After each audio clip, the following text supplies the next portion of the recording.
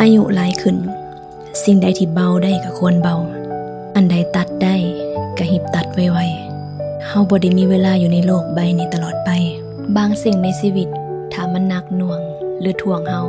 ก็อย่าไปให้สิทธิ์มันอยู่ในใจเฮาดนจนเกินไปชีวิตคนเฮาคือการเดินทางบ่แม่นการแบกทุกอย่างไว้ตลอดทาง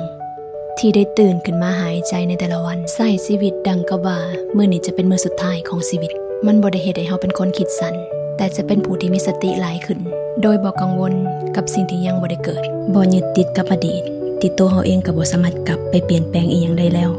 แปลกแต่จริงความแน่นอนคือความบ่แน่นอนบางสิ่งบ่น่าเชื่อแต่มันก็เกิดขึ้นได้เสมอเฮาจึงบ่จำเป็นต้องย่านไปก่อน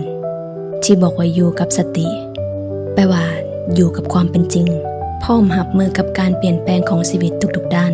คนรอบตัวจะเปลี่ยนไปแบบใดเฮาก็เป็นเพียงแต่ผู้เบิ่งบ่มีสิทธิ์ตัดสินไผอยู่และยอมรับว่าทุกสิ่งมันมีการเปลี่ยนแปลงทุกอย่างก็ย่อมเปลี่ยนไปตามกาลเวลาถ้าบ่ปรับที่เฮาและเฮ็ดใจให้เบาขึ้นปัจจุบันเฮาจะหาความสุขในชีวิตได้ยากชีวิตพวกเฮามันสั้น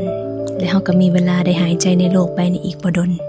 สิ่งใดที่เคยมีเคยได้สุดท้ายก็ต้องคืนสู่โลกอย่าไปใช้ชีวิตในโลกใบนี้ให้มันรู้สึกยากและซับซ้อนขนาดนั้น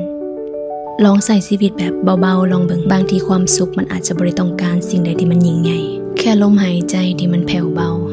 รับรู้สิ่งต่างๆหน่อยลงแล้วกลับมาอยู่กับความรู้สึกของตัวเองให้หลายขึ้น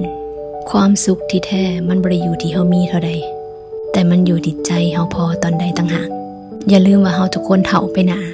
อดีตก็นักหนามาพอสมควรแล้วมื้อนี้ให้โอกาสตัวเองได้อยู่กับปัจจุบันแน่ได้หายใจอย่างเต็มปอดหายใจเข้ายาวๆหายใจออกซ่าๆทบทวนให้ดี